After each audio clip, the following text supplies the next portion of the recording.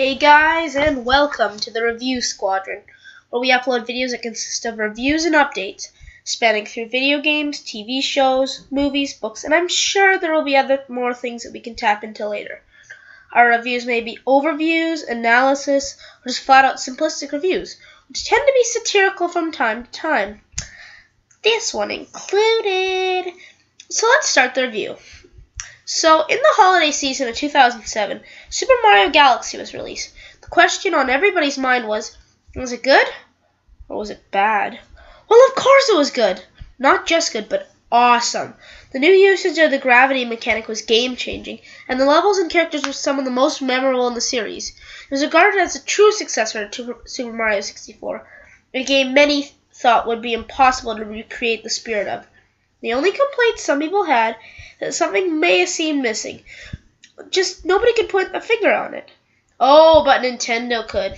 Oh yes, a few years later, they came out with Super Mario Galaxy 2. This massive sequel added several things to the equation, including Yoshi, a world map system, and a couple new power-ups, and you could play around in 40-plus new galaxies in the game. So, here's where things get complicated. Both have gotten numerous perfect scores. They have been given Game of the Year by many websites. YouTube channels and magazines have all given it. But the controversy behind these comes from which one's better, 1 or 2. I have my own opinions on that, which I will reinforce with this video. But let us dive in. Just a few points, though. First of all, I'm judging by the originality of the concepts. Galaxy 2 is supposed to add on to 1, so it does have an unfair advantage. So I will be judging on what separate things both of them brought to the table. Also, I am not going to be going with the basic presentation and gameplay categories, as they are pretty much point-for-point similar in these games. Instead, I will elaborate on them when I look into the story, features, items, replayability, and galaxies. So let the Hunger Games, Starbit Festival, begin. Such a peaceful festival brings so much death. Okay, let's talk about the story. Well, this one is more obvious than the fact that both games take place in space. But since I've come from under the bridge, I am going to troll you with this one and go into detail. Galaxy 1 had a very interesting setup that involved Bowser showing off his hoarded collection of ships. No, seriously. Ludwig had so much building to do that I feel bad for the poor turtle. So Bowser uses these to bring the castle into the final frontier, and our fat Italian plumbers on the platform as well. Of course, he gets knocked off by that crazy-as-all-daylight caffeinated cuckoo-ness. So, yeah, after being flung into space, Mario is forced into another rabbit chase, which is one of the most infuriating things on this planet. Ha ha ha ha. I wasted 6 hours trying to catch your Earth-dwelling cousins in Super Mario 64. Now you expect me to do this in Galaxy? But this does open up a doorway to possibilities as you meet your friendly neighborhood Luma and Rosalina, the mysterious princess who made all the Daisy fans lose their sanity. Rosalina tells Mario that he needs to collect the Power Stars and Grand Stars to power her traveling interstellar home, the Comet Observatory that you use to get to the galaxies and end up reaching Bowser with. I don't want to spoil anything, so I won't. There's a story being read in the library that tells Rosalina's past, and the ending is absolutely incredible. But then again, no spoilers. So Super Mario Galaxy 2 story. Well, let's see. Cosmic Empire, Center of the Universe, Starbit Festival, Creamy Luma. Oh, I know what the difference is. Bowser is huge as heck. He's won some Grand Stars, and now he's big. And his only complaint is that he needs some cake. I mean, you don't need a cake when you're that big. You need a Wii Fit Plus. So the Lumai, create a launch star to send them up to a planet that is home to Lava, who is the McDonald's Grimace after going through a cookie cutter. Mario tracks down Bowser, beats him in an easy fight, and the game is over. Rosalina is also in there, but she comes to thank you. So yeah, I don't think it's a question. The winner is the original Super Mario Galaxy! On to the new features that each game brought. Galaxy and Galaxy 2. Filled to the brim with ideas that have revolutionized the 3D Mario genre. Super Mario Galaxy is quite a different game for its time. It had several new mechanics, including the gravity system. Many planets were circular, elliptical, and rectangular, which allowed you to explore many sides of the planet. You can practice all kinds of moves, check every area for coins, and use your items in unique ways with this system. You also had a spin move that allowed you to launch to other planets by spinning through those launch stars. Woo! You can also harm enemies using this and get the super spin jump that, if done correctly, can help you speedrun through certain levels. It was actually fairly broken. So Super Mario Galaxy was, in the end, quite similar to Super Mario 64. Some of the spacey elements really tweaked it, though, to make it its own. Super Mario Galaxy 2 used this formula, and yeah, it was better in every way. You had new ways to practice your moves in the form of Starship Mario. So by the time you were in a galaxy, you could silence all with your killer moves. Oh yeah, but I think I'm forgetting something. Oh yeah, Yoshi! Rather than just tease us with a Yoshi head in a frickin' galaxy with an egg in the middle, we can actually ride Yoshi. While you cannot make eggs, throw eggs, you can eat enemies, throw them, flutter jump through the stage, and so much more on the back of the one and only green sidekick of Mario. Oh wait. So with Yoshi added in, Super Mario Galaxy 2's mechanics feel 100% complete, so reward with the point for the mechanics part of the review. I think it is safe to say Super Mario Galaxy 2 will go down as one of the most intriguing grease monkeys ever. Okay. Items. I would give a point to both of them, so point to both. Wait, what? But I cannot do this. They're both so good. No! Okay, so after phoning several sources like my friends, my Skype friends, Stephen Harper, and even the Reggie himself, I have made my decision. So let's get to it. Galaxy 1 was awesome for power-ups. To start off, we have our usual Fire Flower, which is now way more potent, but unfortunately, or fortunately, depending on your point of view, you can only use it for a specified time limit, like the Superstar. This balances the game so much. We also have the Superstar, Yippoo! This one-up version, and a Starry Super Mushroom allows us to get 6 bars of health, which is pretty good.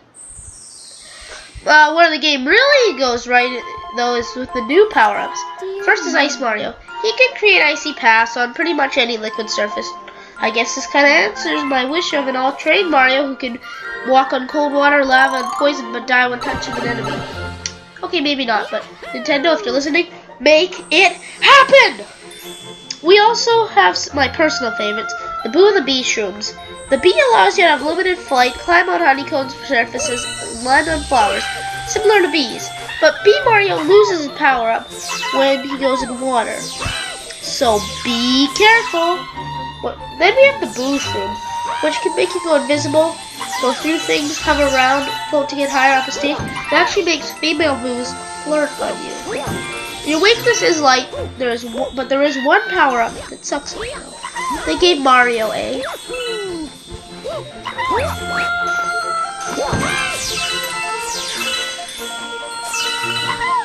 And they gave him a spring jumping suit. Boring! It's the worst idea ever. It's hard, it's evil, it's just... okay, it's not that bad of an idea, but I would have forgiven a bit more if it was easier and more fun to use. Thank you very much. Okay, Galaxy 2 adds 2 new power-ups. Well, technically 5, but we'll get into that. The Cloud Flower and the Rock Mushroom. The Cloud Flower allows you to spin cloud platforms out of thin air that allows you to jump further. This is cool and all, but the limit takes away from it. You can only make 3 clouds per flower, and you still have that silly bodysuit on you after. I know that it would be broken to have more than 3 clouds at a time, but maybe a time limit? Still an awesome power-up though. Then we have the Rock Mushroom. It took so long to make one, and I just find it... meh. It's okay. Kind of confusing, kind of hard, I don't know. And then there are the Yoshi power-ups, like the Dash, Balloon, and Bulb Fruits, which allow Yoshi to access more areas of the Galaxy universe. Theirs are actually great additions, but maybe a bit too simple there. But yeah, Galaxy 2 has many more power-ups than 1, but I felt the new ones in the original were cooler and fresher. If you guys think I forgot about the Secret Observatory power-up, I'm running on a spoiler alert system, so yeah, point for the original. Okay, so, for replayability, could Galaxy win the age-old question right now? Well, they could, but then Galaxy 2 comes in and it's like, Can't let you do that, Star Fox. And then it's like, pew pew, and then let's go. Okay, whatever. Galaxy 1 was a great game all the way through. Once you beat it, the goal is to get 121 stars. So make sure you get all the ones you missed before moving on to the Purple Prankster comments. These comments make you collect 100 purple points to get a star. And let me just tell you right now, they are hard. And once you get all these, why not replay the game as Luigi, who jumps higher and runs faster, but cannot stop quick enough when running. In Galaxy 2, after you get the original stars, well, let's just say there's not just 121, there's actually 242. You have to hunt every galaxy for the green stars hidden in each one. So yeah, I think that's a little better than just replaying the game as a green Mario. So, I mean, green stars is better than a green Mario. What? I'm sorry, Luigi. No. Okay. I like Luigi now, but can't we just play the same ones all the way through and get extra levels and stars? I'll give the point for 2. So we have one more category left. Some may say it's the most important. I want to prove my point right here, right now. Galaxies. What good would these games be without galaxies? I mean, come on, it's in the title. Again, I really didn't want to do this one, but looking deeper into this, this is the big category that I need to use to improve my opinions. So let's go. What made Super Mario Sunshine and Luigi's Mansion so unique? Well, apart from both having machines on your back and having extremely mixed reception, it was the fact that they had such a unique atmosphere. Sunshine really nailed the tropical vacation idea, as the music, locations, and graphics do remind me of the times I have spent in paradise. Luigi's Mansion also does a great job making an atmosphere that of a horror game. Galaxy 1 falls into this category as the game feels like a majestic trip into space, and it is awesome. It feels creepy and the atmosphere is beautiful. Each galaxy continues to make your jaw drop until they break out and you need dentures. And the graphics are some of the best on the system, and the boss fights, yes! Every one of them reminds me of when I was young. I remember every song, every planet, everything about this game. So could anything beat that? Well, Galaxy 2 was like 1. It had tons of levels that showed us that Mario had missed his whole life, apart from Pauline. The only difference between this and 1 is how colorful and bright the galaxies are. The original felt mysterious, creepy, and spacey, an atmosphere Mario has never been before.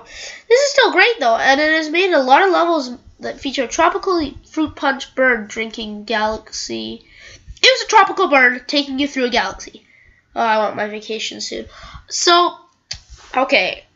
Prepare for this. I know this may take you off, but the original wins. Okay, so the final verdict. I really feel that each one of these games really has their own pros and cons, and that in the end the decision had to be resolved by opinion. Galaxy 2 may have been considered the game to end all games, but I don't want video games to end. But it just didn't feel as fresh and original as number 1. Number 1 captured both the space atmosphere and our hearts at the same time.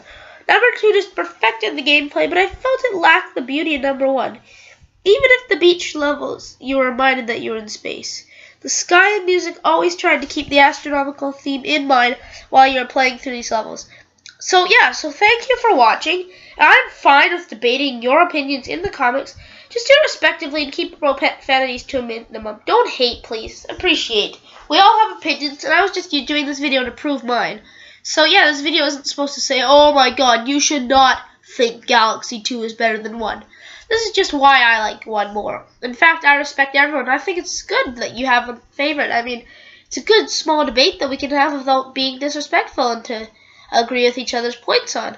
So yeah, I hope you enjoyed this. There will be a lot of reviews coming on this channel. I am just in charge of some of the Nintendo things here. I've got a bunch of my friends who will be working some other things. I'm probably going to do a bit of TV, movies, and books as well. Right now, I'm just going to be doing a bunch of Mario game reviews right now for a little while, as well as a few other reviews. So stay tuned. Thanks for watching. Bye.